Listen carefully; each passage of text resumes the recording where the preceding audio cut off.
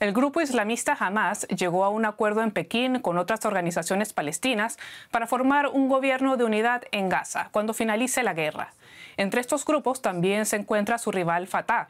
Fatah es la espina dorsal de la autoridad palestina que ejerce control parcial sobre Cisjordania ocupada.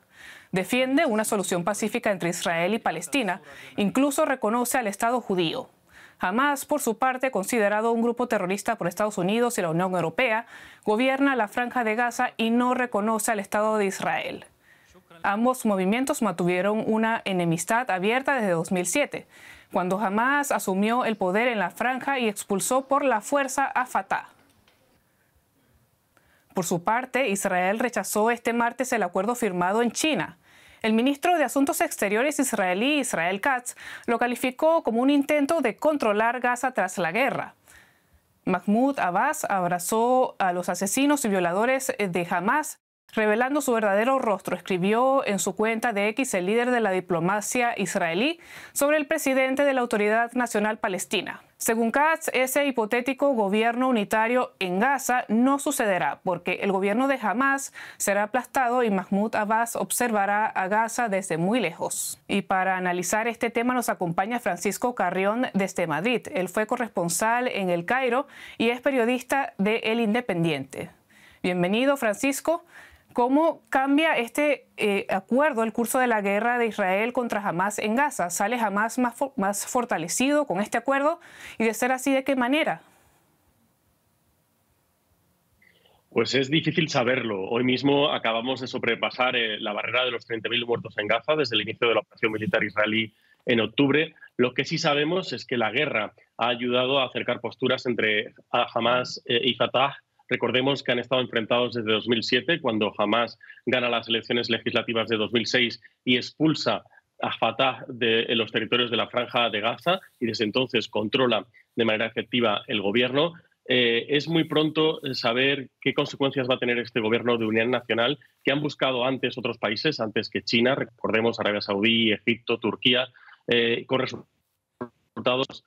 Yo creo que habría que llamar a la cautela. No sabemos, además, si Hamás va a salir reforzado o no, fortalecido. Lo que sí es obvio es que Israel va a intentar bloquear y torpedear cualquier acuerdo de unidad nacional que haya entre los palestinos.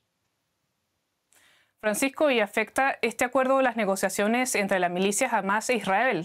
Sabemos que 116 israelíes siguen secuestrados en Gaza, incluyendo 44 que el ejército ya da por muertos. Además, la respuesta de Israel al ataque terrorista de Hamás el pasado 7 de octubre ha causado la muerte de unos 39.000 palestinos, datos del Ministerio de Salud gazatí, gobernado por Hamás. Pero, ¿qué influencia podría tener este pacto sobre las negociaciones de un alto el fuego y la liberación de esos rehenes israelíes que están aún en manos de Hamás? Pues es extremadamente difícil saberlo, porque lo que tenemos de experiencia en estos casi 10 meses de guerra, de conflicto militar, es que los factores externos no han influido en la consecución de ese acuerdo, de esa tregua que Hamás quiere que sea permanente y duradera, y de esa liberación de los rehenes, para indignación y rabia de las familiares de los rehenes, que siguen muy cabreadas en estos momentos con Netanyahu, que está en Washington para hablar y ofrecer un discurso ante las dos cámaras. Y lo que vemos es que no se ha llegado a un acuerdo tras meses de negociaciones indirectas e infructuosas por parte de mediadas por Qatar y Egipto, y que no ha habido ninguna resolución al conflicto. Es más, se han radicalizado las posturas y es aún más complicado hoy. Y el tiempo corre en contra no solo de los gazatíes, que han sido masacrados desde octubre por una operación militar cuestionada por la comunidad internacional, sino también de los rehenes. Ayer las familias de los rehenes lo decían, ¿no? Cada minuto cuenta. Ayer Israel anunció la muerte de otros 2 rehenes de los 120 que quedan en Gaza. Fuentes estadounidenses cifran en más de medio centenar los que han perdido la vida desde el inicio de las operaciones militares en octubre. Es decir, que la situación sobre el terreno es extremadamente complicada y vemos que los factores externos no han ayudado hasta ahora a que ambas partes lleguen a un acuerdo. Hoy la diplomacia china, el jefe de la diplomacia china decía algo muy interesante y que es cierto, y es que ni palestinos ni israelíes están en condiciones de llegar a un acuerdo solos. Se necesita la presión internacional.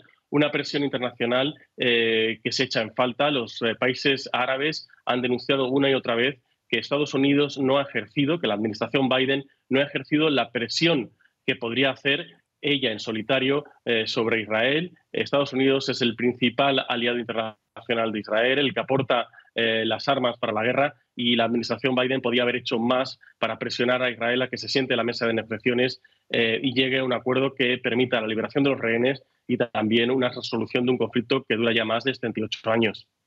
Fatah y Hamás, dos facciones que parecían irreconciliables, llegan a un acuerdo.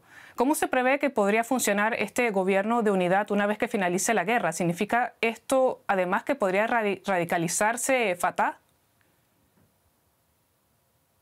Pues yo creo, por eso decir lo de la cautela y también lo del cierto pesimismo, ¿no? Se ha llegado a acuerdos anteriores y las dos partes han sido incapaces de ponerse de acuerdo. Lo que sí sabemos, lo que a mí me han contado fuentes de Hamás y de Fatah, es que la comunicación durante meses, incluso después de octubre, no ha existido, no ha habido comunicación entre ambas facciones. También sabemos que la comunicación es muy complicada internamente en Hamás, entre el exilio exterior, entre la diáspora de la dirigencia que se encuentra entre Turquía y Qatar y el liderazgo interno que lo lleva Yahya Sinwar en Gaza. Y todos esos elementos llaman un poco a la cautela y al pesimismo. También sabemos que la autoridad palestina ha sido socavada por los asentamientos israelíes en Cisjordania ocupada. Yo acabo de estar en Cisjordania y la realidad es que uno va viajando por Cisjordania y lo que ve es todo el rato asentamientos ilegales israelíes que están socavando la propia autoridad palestina. Referías las declaraciones del ministro de Exteriores israelí en contra de Mahmoud Abbas. Abbas es un liderazgo hoy caduco, cuestionado internamente por los propios palestinos, asociado a la colaboración con Israel, a la corrupción de la élite palestina. Es un liderazgo absolutamente antipopular. No se convocan elecciones ni se celebran elecciones desde 2006 en los territorios palestinos. E Israel lo que hace hoy, una vez más, con sus declaraciones hacia el acuerdo de unidad nacional, es humillar a Mahmoud Abbas, a la figura del presidente palestino, de la autoridad palestina, que recordemos debería ser la base de un futuro Estado palestino, que hoy más que nunca está socavado por la propia realidad, por los hechos consumados de Israel, esos asentamientos, esa ocupación de Jerusalén Este. Este acuerdo de unidad nacional, también hay que recordar, se produce apenas unos días después de que la Corte Internacional de Justicia dijera que los asentamientos y la política de asentamientos de Israel en Cisjordania, en Jerusalén Este, vulneran el derecho internacional. Es decir, la realidad es extremadamente compleja. Hay demasiados factores sobre el terreno que dificultan cualquier acuerdo y cualquier, además, poder efectivo de la autoridad nacional sobre el terreno. En estos momentos en Cisjordania, pero en Gaza es aún más complicado. No sabemos cómo va a ser el día después. El día después, la estrategia del día después, ha dividido internamente al gobierno israelí. No hay un plan claro sobre lo que va a suceder después. Sabemos que Israel incluso niega.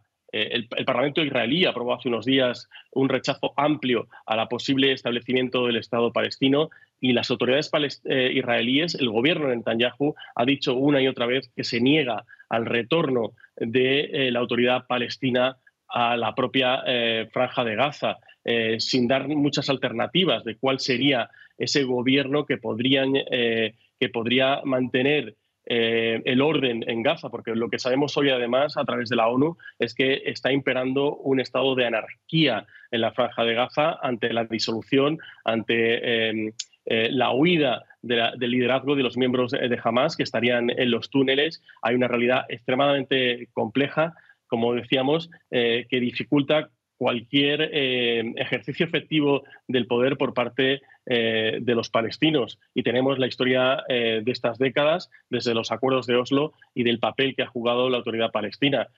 Yo acabo de estar en Cisjordania, como decía, y me daban un ejemplo muy claro. La incapacidad o la falta de libertad del propio presidente palestino para poder moverse por su propio territorio. Hay ocasiones en las que Mahmoud Abbas se quiere desplazar a otra localidad dentro de Cisjordania y un soldado israelí se lo impide y tiene que regresar a la sede del gobierno en Ramallah porque no es capaz ni siquiera él mismo de moverse. Y esto si le sucede a él, imaginemos, ¿no?, lo que le sucede a los civiles palestinos continuamente en los territorios de Cisjordania ocupada. Francisco, ¿y qué otras reacciones se pueden esperar de la comunidad internacional tras conocerse este pacto? Bueno, lo que sabemos hasta ahora es que la comunidad internacional ha asistido muy dividida a lo que sucedía en Gaza. Hay un intento por parte de la diplomacia occidental de revivir la solución de los dos estados, liderada en estos momentos por Estados Unidos y por la Unión Europea, pero lo cierto es que es una solución muy complicada en estos momentos, por lo que decíamos de la política de asentamientos, la expansión continua y perpetua de las fronteras del propio Estado de Israel, que recordemos es un Estado que ni siquiera tiene fijadas las fronteras y que ha ido expandiéndolas en sucesivas guerras en detrimento del territorio palestino que se había acordado previo a la guerra del 1967. Es muy complicado también dilucidar qué va a suceder en los próximos meses, porque la perspectiva de una victoria de Trump en Estados Unidos complicaría aún más la situación para los palestinos y permitiría además y daría carta blanca a Netanyahu y a su gobierno, un gobierno además que recordemos es el más ultraderechista de la historia de Israel, que tiene profundas divisiones internas sobre qué hacer después de una guerra que se está prolongando más de lo que ellos mismos tenían previsto. Vamos ya hacia el 10º mes. Hay fuentes estadounidenses que creen que se prolongará hasta finales de año, incluido después de las elecciones presidenciales estadounidenses y de un resultado que puede ser decisivo para acercar o alejar aún más la solución al conflicto palestino-israelí. Francisco, quiero hablar ahora del papel de China en estas negociaciones. Escuchemos primero unas declaraciones del ministro de Relaciones Exteriores de China, Wang Yi, quien recibió a un total de 14 grupos palestinos que mantuvieron negociaciones desde el pasado lunes. China está dispuesta a fortalecer la comunicación y la coordinación con todas las partes relevantes, hacer esfuerzos continuos para implementar el consenso de Pekín alcanzado hoy y a desempeñar un papel constructivo para salvaguardar la paz y la estabilidad en Oriente Medio. El primer paso es presionar para lograr un alto el fuego integral, duradero y sostenible en la Franja de Gaza lo antes posible para garantizar el acceso de la ayuda humanitaria y el socorro. El segundo paso es defender el principio de palestinos gobernando Palestina y colaborar para avanzar en la gobernanza de Gaza tras la guerra. La guerra ha dejado Gaza devastada y se ha vuelto una cuestión urgente en la próxima fase que haya una pronta reconstrucción posbélica. Bueno, lo veíamos, China busca posicionarse como un mediador más neutral que Estados Unidos, estrecho aliado de Israel. Francisco, ¿cómo ves tú el papel que está jugando China en las negociaciones de paz en Medio Oriente? ¿Cuáles son los intereses del gigante asiático en la región? Pues yo creo que es uno de los aspectos más destacados que nos deja el acuerdo de este martes. Habría que resaltar que lo que no consiguieron antes actores regionales más importantes y más implicados políticamente en la región, como Arabia Saudí, Egipto o la propia Turquía, lo ha logrado este martes China. Recordemos además que ya medió de manera más exitosa en la reconciliación histórica que se produjo el año pasado entre Irán y Arabia Saudí, tras años de conversaciones con mediación de Pekín. Es obvio, es evidente además que Pekín lo que quiere tener es un papel más activo en la escena internacional, en línea también con su estratégica ruta de la seda y con su plan que se marca en esa iniciativa de seguridad global que lo que busca es que China gane el pulso, el músculo, más allá del músculo económico que tiene para enfrentarse a Washington, Estados Unidos, y imponer una visión del mundo diferente, un orden mundial diferente al que ha regido hasta ahora por parte de Estados Unidos y de Occidente. Bueno, nosotros veremos cómo se desarrolla ese pacto entre Fatah y Hamas y otras facciones. Muchísimas gracias, Francisco Carrión, periodista desde Madrid. Y a ustedes, muchísimas gracias por acompañarnos. Hasta la próxima.